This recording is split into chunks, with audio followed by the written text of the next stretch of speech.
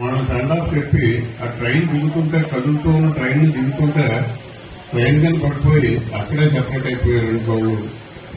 అప్పుడేమో అదృష్టవశాత్తు డాక్టర్ భారతి గారు నన్ను సేవ్ చేశారు. నా పునర్జన్మని ఇచ్చింది డాక్టర్ భారతి గారు.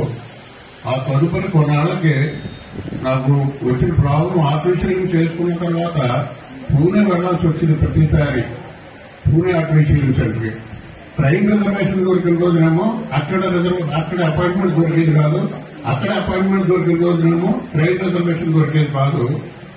అప్పుడు ఇది చాలా ఇబ్బందులు పడి నేను ఆ లింపుకి ఏమాత్రం రిపేర్ వచ్చినా ఏమొచ్చినా అక్కడికే వెళ్లాల్సి వచ్చింది.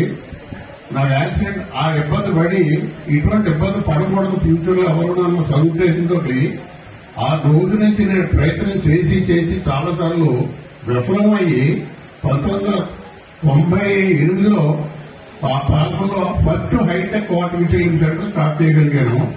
మాకు మొత్తం మెటీరియల్ అంతా జర్మనీ, యూకే, యుఎస్, హాంకాంగ్ అక్కడి నుంచి వస్తాయి. మాకు పెట్టేటప్పుడే ఒక ఆర్థోపెడిక్ సర్జన్ సపోర్ట్ తీసుకుంటే బాగుంటుంది అనుకుని అప్పుడు చాలా మల్లికార్జున శర్మ గారు, డాక్టర్ ఉమాశర్మ గారు అంటారు, ఆయన state orthopaedic surgeons general secretary. అప్పుడు ఆయన సపోర్ట్ ఆయన కలిసిన ఆయన సపోర్ట్ తీసుకుంటే మనం ఈ సర్జన్స్ అందరూ కూడా కాళ్ళ వేళ పడి బతిమాలక్కర్లేదు.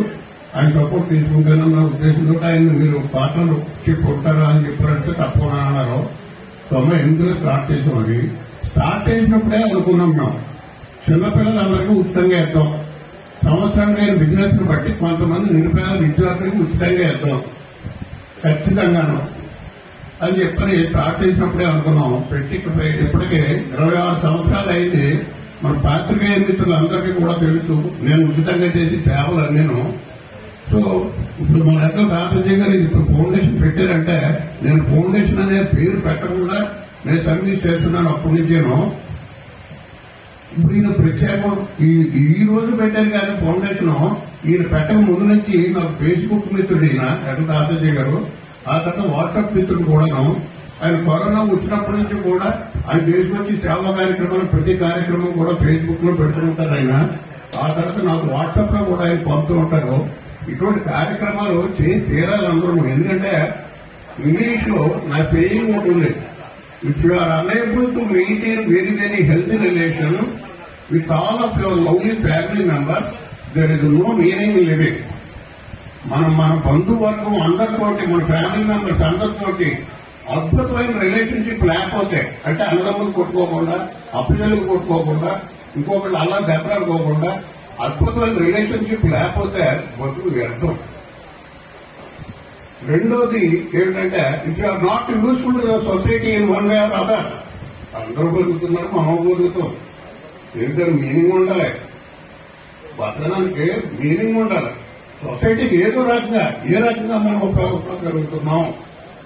నేను 2 కోట్ల దెబ్బతి నుండి ఈ రోజుకి కూడా మరి కొన్ని వందల వేల మందికి నేను పెట్టే 26 సంవత్సరాలలో 10,000 మంది దాటారు.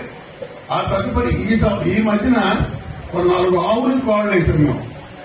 అద్భుతంగా నడుస్తున్నాయి, అద్భుతంగా నడుస్తున్నాయి. ఆవులు కాళ్ళు వేస్తే అదేమి నేనేం చార్జ్ చేయలేదు. నేను నా కారు వేసుకుని నేను ఎక్కడికో వెళ్లి అక్కడ గంగపురం వెళ్లి అక్కడ కొత్త తీసుకుని వచ్చి తయారు చేసి మళ్లీ పట్టుకెళ్లి మళ్లీ ట్రీట్మెంట్ ఇచ్చి అలాగా. ఆ తర్వాత అత్తిల్ దగ్గర ఒక ఆవు నేను వెళ్లి పట్టుకెళ్లి అక్కడికి కొత్తలు తీసుకుని నా కారు వేసుకుని నా పెట్టెలు కలుపుతుంటే పాలు తయారు చేసి పట్టుకెళ్లి వేసి ఒక ఆవుకి 4 ఆవులు మంచి సక్సెస్ఫుల్ గా బాగా నడుస్తున్నాయి. ఇంకా ఇంకా వెళ్ళాలి. రేపు రావులపోదని ఎక్కడో ఆవుకి చెప్పారు, ఆ ఫోటోలు పంపారు, అది వెళ్ళాలి. అలాగా ఎవరికి వచ్చిన సర్వీస్ ఎవరికి పాసిబిలిటీ. నాకేంటంటే అదృష్టవశాత్తు నా తల్లిదండ్రులు దానపత్రాలు సంపాదించిన ఆస్తిపత్రులు ఉన్నాయి. నాకు నేను సంపాదించేసి పట్టుకోవాలని ఆశ ఏమీ లేదు, ఎక్కడికో పట్టుకోవాలని. అది అతను నాకు కుదురుతోంది. అలాగా అది అది చేయగలుగుతున్నాం. ఇది 26 సంవత్సరాల నుంచి చాలా తృప్తిగా బతుకుతున్నాను నేను ఈ రోజుల్లో కుటుంబంతో. అందరికన్నా గర్వంగా క్వాలిటీ లైఫ్ లీడ్ చేస్తున్నాం. క్వాలిటీ లైఫ్ వేదిక మీద ఉన్న పెద్దలందరికీ కూడా తెలుసు, పాత్రికేయ మిత్రులకు పూర్తిగా తెలిసిన గురించి. సార్, సబ్ ఇన్స్పెక్టర్ గా మీరు ఆల్రెడీ రిక్రూట్ అయ్యారు. అన్ఫార్చునేట్లీ అది జరిగింది. సబ్ ఇన్స్పెక్టర్ గా ఆ సెలక్షన్స్ వెళ్ళాలి నేను. ఈ లోపు యాక్సిడెంట్ అయింది. యాక్సిడెంట్ అయిన జీవితాన్ని ఇలా మరణించి ఇలా ఇప్పుడే క్వాలిటీ లైఫ్ సభలు పెట్టగా ఆ రోజు జాయిన్ అయ్యి ఉంటే మరి ఎప్పుడో రిటర్న్ అయిపోదు. ఇప్పుడు నేను డాష్ అయిపోవడానికి ఏంటంటే కారణం స్పైన్ ప్రాబ్లం వచ్చింది ఈ మధ్యన. నేనేమో 70 క్రాస్ చేస్తున్నాను. 70 సంవత్సరం ఏజ్ 44 ఏళ్ళు అయిపోయినాగా యాక్సిడెంట్ అయ్యి 44 సంవత్సరాల నుంచి నాది మోటార్ సైకిల్ బుల్లెట్. 49 ఏళ్ళ నుంచి నాది మోటార్ సైకిల్ బుల్లెట్. చదువుకునే రోజుల నుంచి నాది బుల్లెటే. ఆ తర్వాత కార్ డ్రైవ్ చేస్తాను. కార్ వెళ్తే చచ్చిపోకుండా ట్రాక్టర్ మీద చేస్తాను.